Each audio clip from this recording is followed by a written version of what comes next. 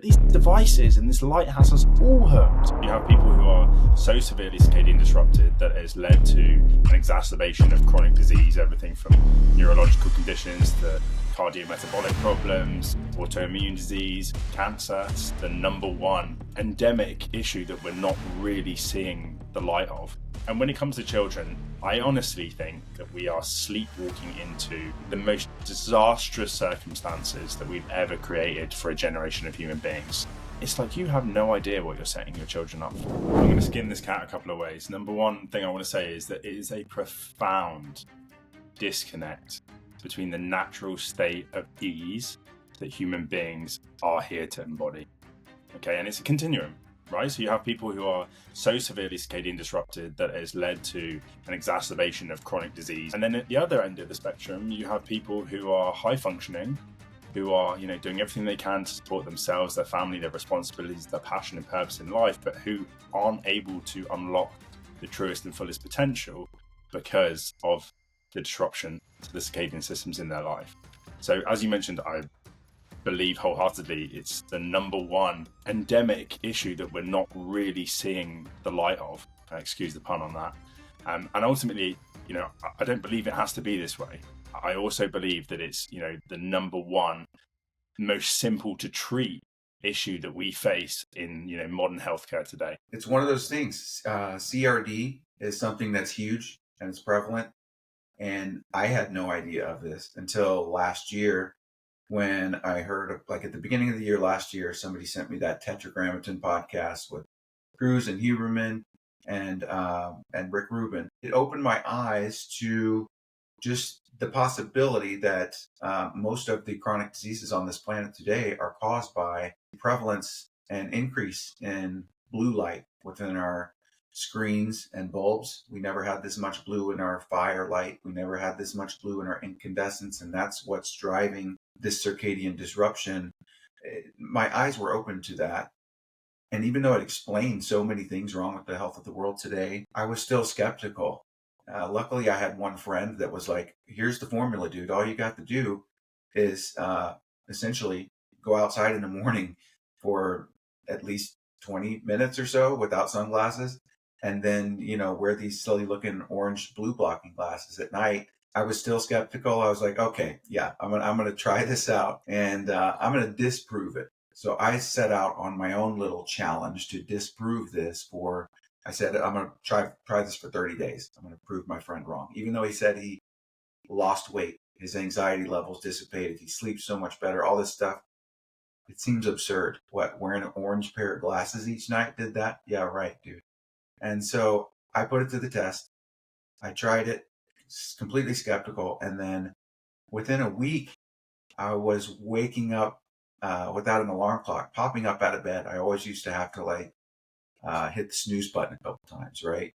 And then within a couple of weeks, I noticed just an increase in energy levels and passion and zest for life. And by the end of maybe 3 weeks or so, I was I just felt so much more human. I felt like more passion and zest for life than I've maybe had since a teenager. And it just has increased since then. So the reason this was so impactful for me, I think, is I was doing everything wrong from a circadian standpoint, dude. Like, I thought I was a night owl. I thought, I just like to stay up till midnight or 1 a.m. each night.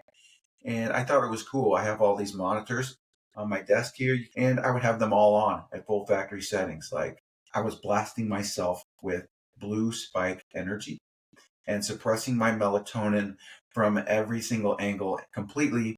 I didn't know that light had any effect on my physiology, on my energy levels. But once I figured it out, and once I started making these improvements, I felt like a new human being. By the end of that 30 days, I told myself I'm never going back to my old way of living again.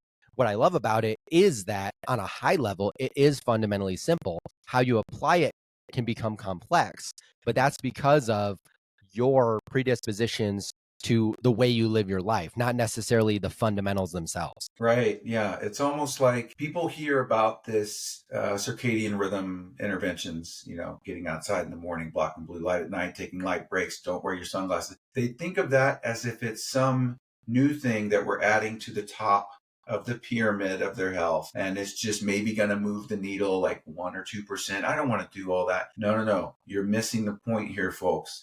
This is the base level of the pyramid that affects everything: your energy levels, your hormones, every aspect of your physiology. Your health and well-being will be improved if you try these circadian principles consistently. These challenges are nothing new. There's been at least 10 people that I've talked to in this space that I've interviewed who have done these 21-day. Sarah Kleiner calls it the leptin reset. Other people calls it it's all the same system of light and training our body to live in rhythm with nature. Like me, I'm surprised that I even tried this because I didn't have like a chronic health condition. Like most people that you hear about in this space are at their wits' end. Like, I know your story, Ryan.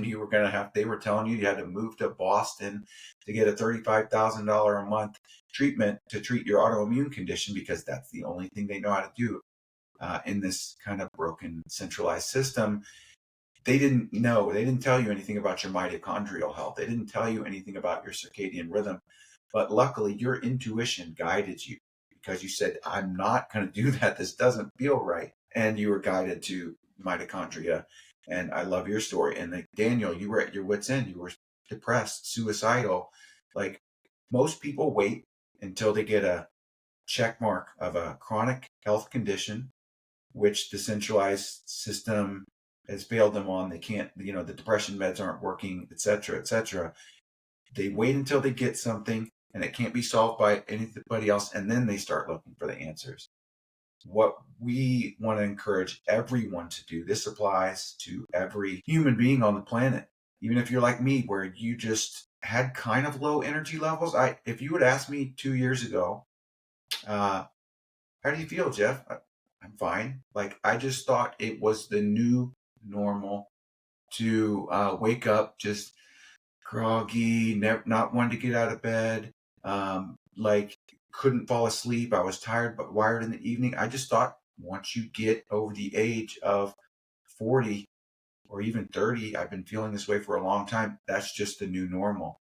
But I wasn't correlating my lifestyle. I didn't understand that circadian rhythms had anything to do with the lack of energy. I can tell you guys firsthand that I never felt better or anything more impactful since getting my circadian rhythm in order. And like, this is not one more thing that we're telling you to add on top. Like my friend Mike that tried to get me to try bulletproof coffee 10 years ago. And he said, oh, it's so great. You got to put raw butter in your coffee. That didn't do anything. This is different.